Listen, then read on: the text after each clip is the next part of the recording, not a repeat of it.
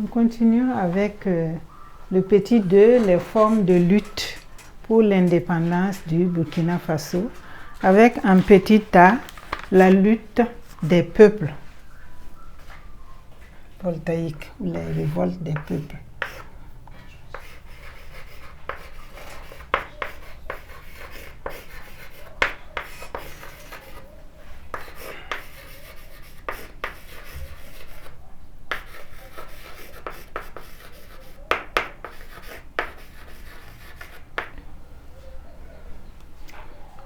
Et les révoltes des peuples proviennent du fait que l'administration coloniale exerçait des méfaits sur eux.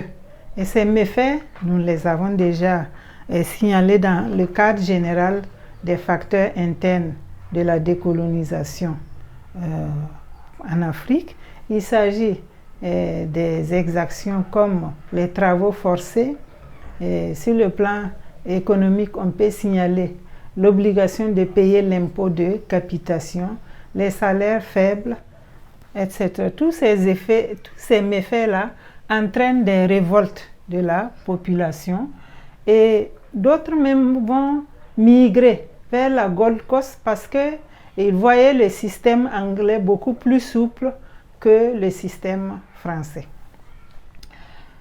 Deuxièmement, nous pouvons maintenant passer aux revendications des chefs traditionnels en petit b, comme forme de lutte.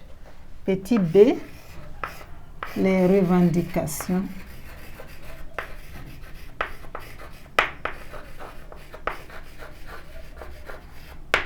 des chefs traditionnels.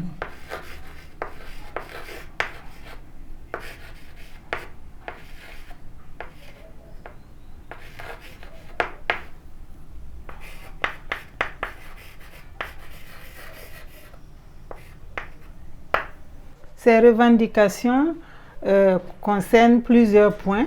Il y a d'abord une lettre de protestation que le Mogo Naba Com avait envoyée au gouverneur général de l'Afrique occidentale française, qui était basé à Dakar, et à l'administrateur de Ouagadougou.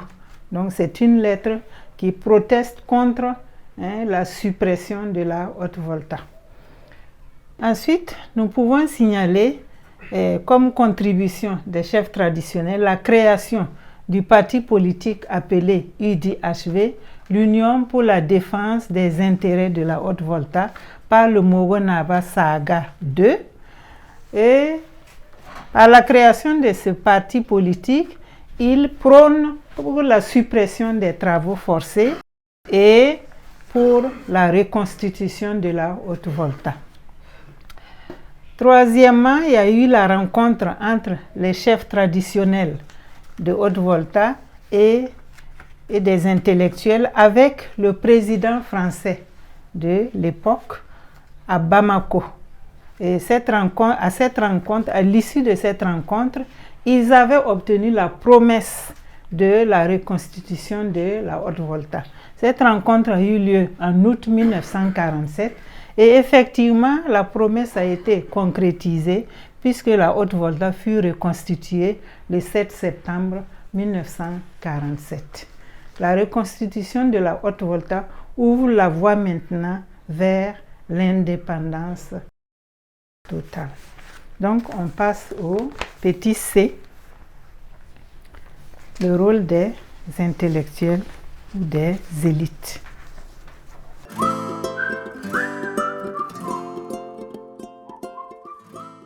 Petit c, la lutte des élites.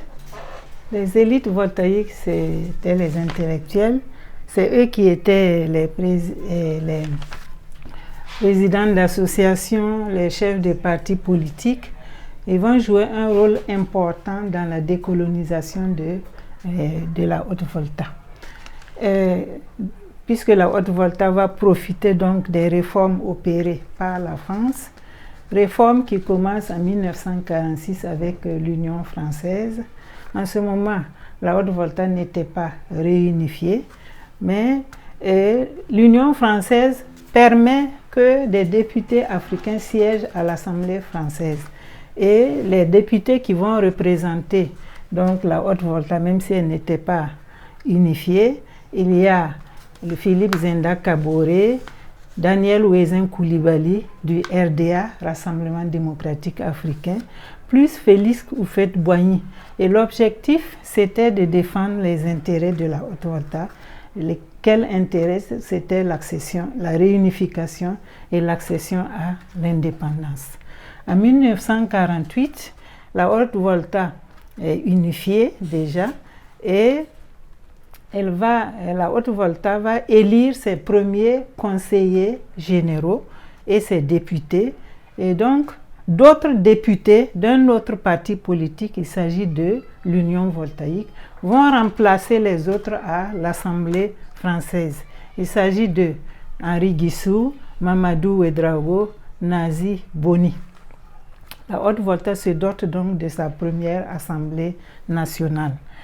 Et puis, la loi cadre de 1956, elle apporte encore beaucoup plus de possibilités. C'est un pas en avant vers l'autonomie et plus tard l'indépendance.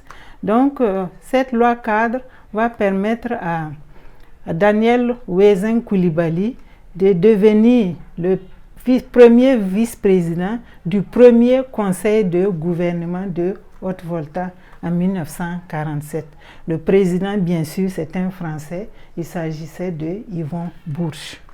Et puis, en 1958, Maurice Yamuego, chef du parti donc, de l'Union démocratique voltaïque, Rassemblement démocratique africain, il est nommé ministre de l'Intérieur au Conseil de gouvernement de Haute-Volta. Et le 7 septembre 1958, malheureusement, Daniel Ouézen Koulibaly meurt et Maurice Yamuego le remplace au poste de vice-président du Conseil de gouvernement de Haute-Volta. Maurice Yamuego va amener, donc, le 28 septembre 1958, donc c'était le référendum, parce que la France avait voulu que les Africains choisissent entre l'autonomie interne et l'indépendance immédiate. Donc la France avait proposé un référendum. Il y a eu une tournée du général Charles de Gaulle dans les différentes colonies pour porter donc ce projet-là à l'intention des intellectuels. Et il n'y avait que la Guinée de Sékou Touré seule qui avait opté pour aller à l'indépendance immédiate. Toutes les autres colonies ont voulu rester toujours sous la coupe de la France. Donc la France avait la main mise sur certains ministères clés. Et donc, à partir du 28 septembre, la Haute-Volta adhère à ce qu'on appelle la communauté franco-africaine. Donc, c'est cette communauté-là qui donne une relative autonomie aux colonies. Seule la Guinée n'a pas accepté cette communauté franco-africaine et elle est allée immédiatement à l'indépendance. En décembre 1958, la Haute-Volta devient donc une république autonome. Et puis en janvier 1959, la Haute-Volta adhère à ce qu'on appelle la Fédération du Mali, parce que les pays voulaient aller d'une manière groupée d'abord vers l'indépendance. Donc la Haute-Volta va adhérer à la Fédération du Mali, qui regroupait le Mali, le Sénégal, le Dahomey, plus la Haute-Volta.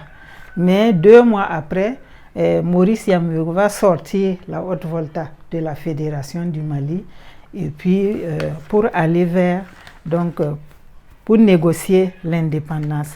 Et donc cette indépendance est proclamée le 5 août 1960 par Maurice Yamuego.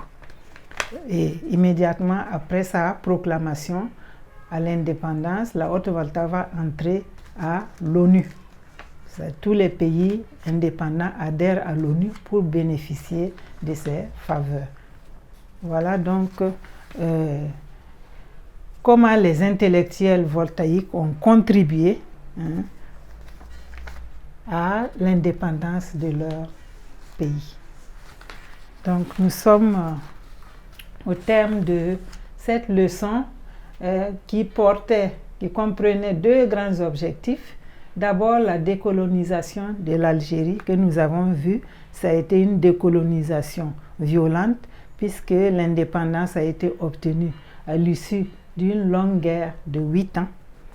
Et puis, à l'opposé, la décolonisation du Burkina Faso qui s'est faite de manière relativement pacifique, donc avec un processus de négociation.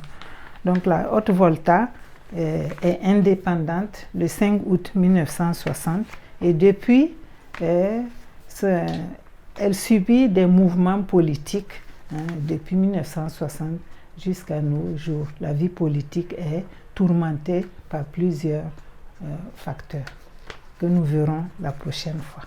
Merci beaucoup pour votre écoute.